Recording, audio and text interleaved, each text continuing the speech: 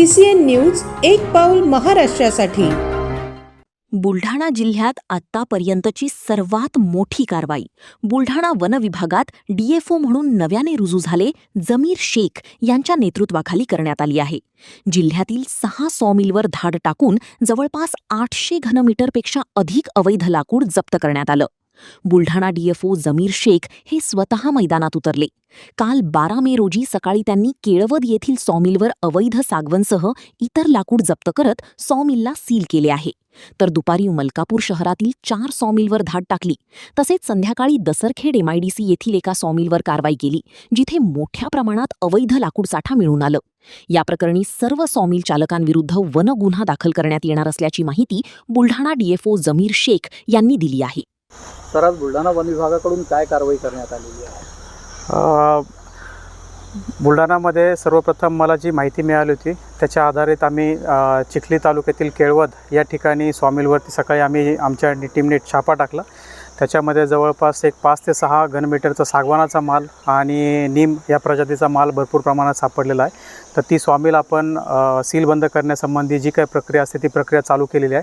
त्यानंतर दुसरी माहिती आपल्याला मिळाली होती की मलकापूरमध्ये मोठ्या प्रमाणात इथं लाकडांचा साठा आहे।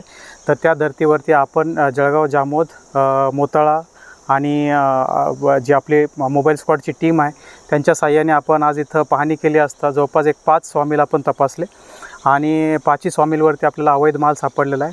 त्यापैकी जी MIDC देसरखेडा इथली जी सॉमिल आहे तर आपण सगळेजण बघत आहोत इथं जवळपास एक 500 ते 600 घनमीटर प्रमाणे इतका माल असू शकतो नीमचा, जो की विदाऊट TP हा इथं आलेला प्रत्यक्षदर्शी आपल्याला वाटतो आहे। तरी माझी पूर्ण जी टीम आहे ती याचं जे काही मोजमाप वगैरे घेऊन त्याचे पूर्ण डॉक्युमेंट्स वगैरे तयार केले जातील आणि त्याच्यावरती कायदेशीर आपण कारवाई करणार आहोत।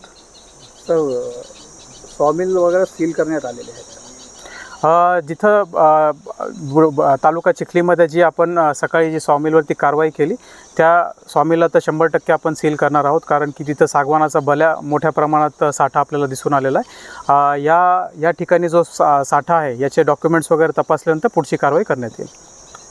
काही आरोपींना आपण अटक वगैरे केलेली आहे, तर ताब्यात घेतलं आहे? जवळपास या सॉमिलमध्ये एक 7 ते 8 ओडिसामधून आलेले काही मजूर लोक आहेत जे कटाईमध्ये इथं मदत करतात।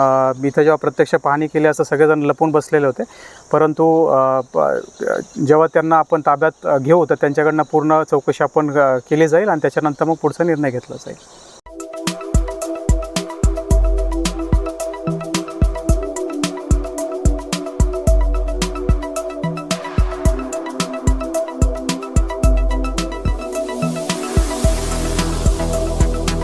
तसेच आपल्या भागातील महत्त्वाच्या बातम्या पाहण्यासाठी CCN न्यूज डेस्क चॅनलला सबस्क्राइब करा आणि बेल आयकॉन प्रेस करा।